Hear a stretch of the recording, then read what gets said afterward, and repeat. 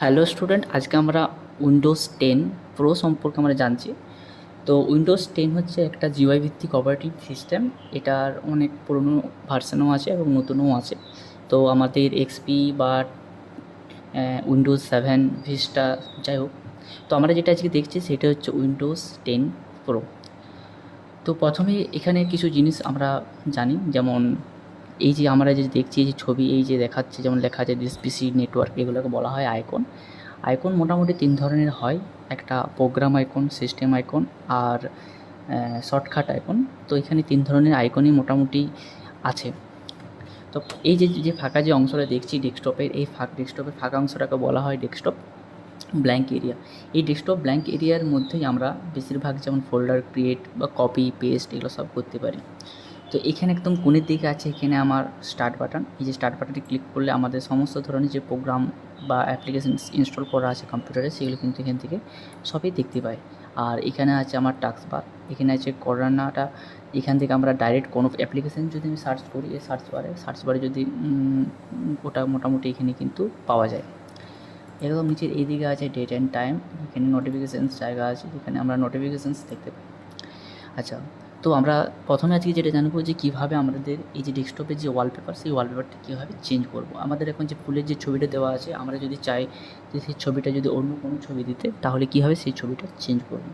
তো সর্বপ্রথমে আমাদেরকে কী করতে হবে, রাইট ক্লিক করতে হবে। রাইট ক্লিক মাউসের এদিকে রাইট ক্লিক করলাম, তারপর সেখান থেকে আমরা যাব পার্সোনালিতে যাওয়ার পরে আমাদের এখান থেকে সেটিংস খুলবে। সেটিংসে যাওয়ার পর আমরা এখান থেকে যাব ব্যাকগ্রাউন্ড থেকে আমরা যদি ওয়ালপেপারটা যদি চেঞ্জ করতে চাই, তখন সেক্ষেত্রে আমাদের এই স্লাইড শো অপশানটা তুলে দিতে হবে। স্লাইড শোর দিকে যাবো আমরা, এখান থেকে পিকচারে যাওয়ার পর আমাদের এখান থেকে বিভিন্ন ধরনের যে ছবি যেগুলো হয়, সেই ছবিগুলো সিলেক্ট করে পরে আমরা ছবিটা চেঞ্জ করতে পারি। যদি আমাদের এটা যদি পছন্দ হয় এটা নিতে পারি, আর যদি আমাদের অন্য কোনো যদি ছবি থাকে, আমরা সেখান থেকে ব্রাউজ করে নিলেও আমরা যে ছবিটা প্রয়োজন সেই ছবিটা সিলেক্ট করলেও এখান থেকে চুজ পিকচারে যদি করি, সেই ছবিটা মোটামুটি ওখানে হয়ে যাবে।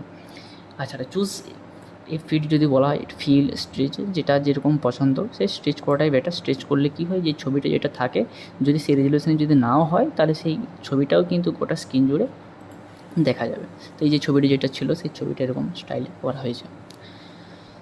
এরপর আসছি কীভাবে আমাদের ফোল্ডার ক্রিয়েট করতে হয়। তাহলে আমরা প্রথমে মাউসের রাইট ক্লিক করলাম, সেখান থেকে যাব নিউ থেকে যাব ফোল্ডারে যখন ক্লিক করব, তখন এরকম আমাদের একটা ব্লু কালারের মধ্যে নিউ ফোল্ডার লেখা আসবে।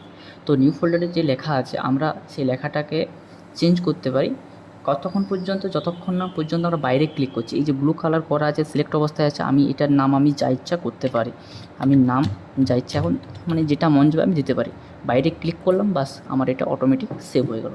যদি এটা আমার পরবর্তীকালে যদি আমাকে ফাইলের নাম যদি চেঞ্জ করতে হয়, তখন আমরা কি করব, এই ফোল্ডারের উপরে রাইট ক্লিক করে পরে আমরা এখান থেকে যাব রিনেম থেকে আমরা এখান থেকে কম্পিউটারের বাদ লেখা আছে, এই যে ব্লু কালার করা আছে মানে লেখাটা সিলেক্ট অবস্থায় আছে।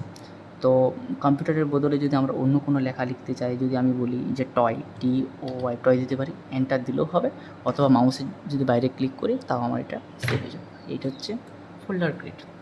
কোনো ফোল্ডারকে কপি পেস্ট যদি করতে হয়, তখন রাইট ক্লিক করে পর আমরা এখান থেকে কপিও করতে পারি।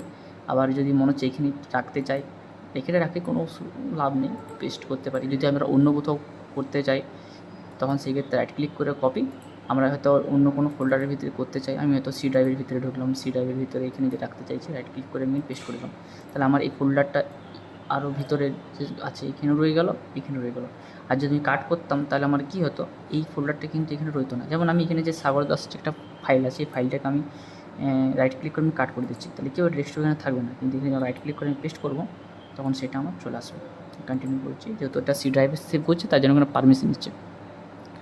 তো এটা হচ্ছে এভাবে আমরা ফাইল কপি কাট করতে পারি। আর যদি ফাইল ডিলিট করতে যদি চাই, তো আমরা রাইট ক্লিক করে পরে আমরা এখান থেকে ডিলিটে যদি ক্লিক করি, সেই ফাইলটা ডিলিট হয়ে যাবে এবং সেটা কোথায় থাকবে, রিসাইকেল। আর যদি আমরা পার্মানেন্ট যদি ডিলিট করতে চাই, তখন সেক্ষেত্রে আমরা ফাইলটাকে সিলেক্ট করে পরে শিফট চেপে ডিলিট কি যদি প্রেস করি, সেখানে আমাদেরকে পার্মানেন্টলি ডিলিট অপশানটা আসবে। কী করতে হবে, শিফট আর ডিলিট কি ইয়েস করলে এটা কিন্তু আর রিসাইকেল বিনে থাকবে না। কিন্তু নর্মালি যদি ডিলিট করি, তখন সেক্ষেত্রে রিসাইকেল বিন থেকে আবার রিস্টোর করলেই কিন্তু আমরা পেয়ে যাব।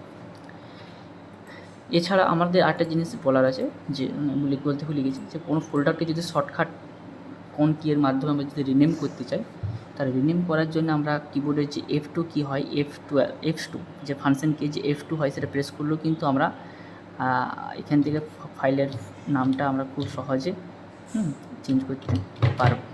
বাইরে ক্লিক করলে আচ্ছা, এখানে আছে আমাদের আবার যদি অন্য কিছু যেমন স্ক্রিন সেভার বা আমরা যদি অন্য কিছু চেঞ্জ করতে চাই তখন সেক্ষেত্রে বা আর করতে চাই তাহলে কী করবো, যেমন আমরা ফোল্ডার যেটা আছে সেটাতে আমরা যদি ফোল্ডার আইকন যদি চেঞ্জ করতে চাই, ফোল্ডারে যদি আইকন চেঞ্জ করার জন্য রাইট ক্লিক করবো, সেখান থেকে যাব প্রপার্টিস থেকে যাব আমরা কাস্টমাইজ থেকে যাব আমরা চেঞ্জ আইকন থেকে আমরা এখান থেকে ফোল্ডারের বিভিন্ন ধরনের যে ছবি যদি দরকার পড়ে এখান থেকে আমরা সেটা চেঞ্জ করতে পারি। আর যদি এগুলো যদি পছন্দ না হয় সেখান থেকে ব্রাউজে যাই পরে আমরা আইকনের যে ছবি যেটা দরকার সেই রেজুলেশন অনুসারে যদি নিই তাহলে সেই রেজুলেশনস অনুসারে কিন্তু আমাদের এখানে ছবিটা সিলেক্ট করলে বা সেটা ওকে বা অ্যাপ্লাই করব, ওকে, এই যে ছবিটা যেটা ছিল ফোল্ডারে দেবে চেঞ্জ হয়ে গেছে। এভাবে আমরা ছবি চেঞ্জ করতে পারি।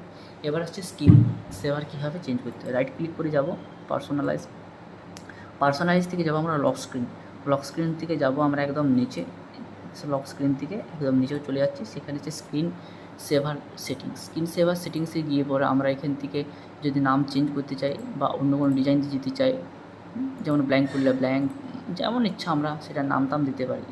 নাম যদি দিই তাহলে 3D টেক্সট সিলেক্ট করছি, সেখান থেকে সেটিংসে গিয়ে পরে আমরা এখান থেকে যা নাম আমি দরকার আমি সেই নামটা দিলাম। আমি হয়তো নাম দিতে চাইছি আকাশ, আমি আকাশ দিলাম, আকাশ। এখান থেকে রেজুলেশনস এবং সাইজ বা টাইপ যা আছে সেগুলো কিন্তু আমরা এখান থেকে চেঞ্জ করতে পারি। এখান থেকে অ্যাপ্লাই করে ওকে করে দিলে দেখতে পাবো যে 1 মিনিট যদি কাজ যদি মোটামুটি না করা হয় তো মোটামুটি এরকম দেখাবে যে আকাশ ফুল স্ক্রিন। তো এটার আবার বিভিন্ন ধরনের ডিজাইন হয়, বিভিন্ন ধরনের ডিজাইন আমরা এখান থেকে করতে পারি। আর কত মিনিট পর আমার চালু হবে স্ক্রিন সেভারটা সেটাও কিন্তু এখান থেকে আমরা টাইমটা চেঞ্জ করতে পারি। 1 মিনিট দেওয়া আছে, আমরা এখান থেকে 1 মিনিট বা 2 মিনিট যেরকম দরকার প্রয়োজন তার সেটা করতে পারে। এছাড়াও আমাদের আরও অনেক কিছু আছে। আচ্ছা, অনেক সময় কী হয়, অনেক আইকন এইখানে একটা ওখানে একটা থাকে, তো অনেক সময় হয় তাহলে আমি যদি চাই যে সব আইকন এক জায়গায় খুব ভালোভাবে সাজাতে, তখন সেক্ষেত্রে রাইট ক্লিক করে শর্টসে যাই পরে এখান থেকে নেম অনুযায়ী শর্ট যদি করি আমার আইকন এরকম শর্টস ওইবারে ঠিক জায়গায় থাকবে। আর যদি আইকন ছোটো বড় মাঝারি বা আরও বড় যদি দেখতে চাই সেখান থেকে রাইট ক্লিক করে ভিউতে ছোটো বড় আমরা যেরকম ধরনের আইকন আমরা দেখতে চাই দেখতে পাবো। শর্টে গিয়ে শর্ট করতে পারবো। রিফ্রেশ আমাদের স্ক্রিনটাকে রিফ্রেশ করার জন্য প্রয়োজন হয়। পেস্ট আমাদের মোটামুটি যেটা হয় যে কোনো কিছু কপি বা কাট যদি করে রাখি কমেন্টে তখন সেই ক্ষেত্রে আমাদের এই পেস্ট অপশানটা কাজে লাগে। গ্রাফিক্স প্রপার্টিস হচ্ছে এটা আলাদা আমাদের দরকার নেই, নিয়মিত যদি চাই এখান থেকে ফোল্ডার ক্রিয়েট করতে পারি। ডিসপ্লেতে গেলে আমাদের যে সেটিংসে আছে কী ধরনের রেজুলেশন এগুলো আমরা সবগুলো থাকে, এগুলো আমাদের এখন জানার প্রয়োজন নেই। আমাদের যেগুলো দরকার পার্সোনালাইজে গিয়ে পরে আমরা এখান থেকে ব্যাকগ্রাউন্ড চেঞ্জ, কালার চেঞ্জ, এই যে কালারটা যেটা দেখছি আমাদের এখানে ব্রাউন কালার, এখান থেকে আমি যে কালারগুলো আমি চেঞ্জ করতে পারি, যে পিঙ্ক কালার হয়ে যাচ্ছে, আমি যদি চাই সবুজ করতে এখান থেকে সবুজ হবে। এই যে টাক্স বারটার কালারটা উপরে যে টাইটেল বারের কালারগুলো, লক স্ক্রিন থেকে আমরা এখান থেকে বিভিন্ন ধরনের ছবি চেঞ্জ করতে পারি, এখান থেকে স্ক্রিন সেভারও দিতে পারি। লক স্ক্রিন কীরকম দেখতে হবে সেটাও এখান থেকে চেঞ্জ করতে পারি। থিমস আছে, থিমস কী ধরনের উইন্ডোজ 10 থিমস নেবো না ফ্লাওয়ারের থিমস নেবো, যে ধরনের থিমস প্রয়োজন আমরা সেই ধরনের থিমস এখান থেকে করতে পারি। স্টার্ট বাটনের বিভিন্ন ধরনের এখানে দেওয়া আজ করতে পারি। টাক্স বারে কী থাকবে না থাকবে সেগুলো কিন্তু এখান থেকে আমরা করতে পারি। তো মোটামুটি এই যে ফাঁকা জায়গাটা হচ্ছে কি ডেস্কটপ ব্ল্যাঙ্ক এরিয়া। এই যে নিচের যে এখানে আমাদের আইকনগুলো দেখাচ্ছে সেটা হচ্ছে টাক্স বারে আইকনগুলোকে পিন করা থাকে।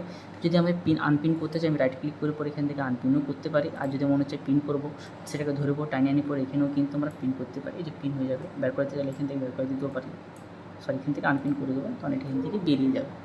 তো এই হচ্ছে মোটামুটি উইন্ডোজ 10 একটা মোটামুটি ধারণা। আশা করছি ভালো লেগেছে। পরে আরও অনেক অন্য ভিডিও নিয়ে আসবো।